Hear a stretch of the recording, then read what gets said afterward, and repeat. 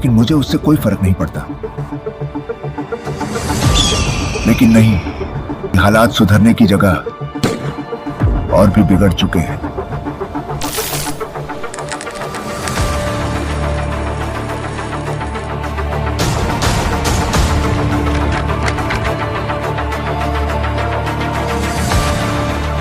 तीन साल पहले 27 मार्च के दिन उसे जो सब कुछ प्यारा था, उसने वो सब खो दिया था।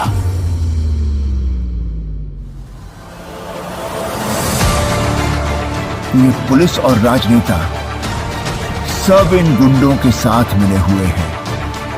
इसका मतलब अब मुझे इस परेशानी को जड़ से खत्म करना होगा।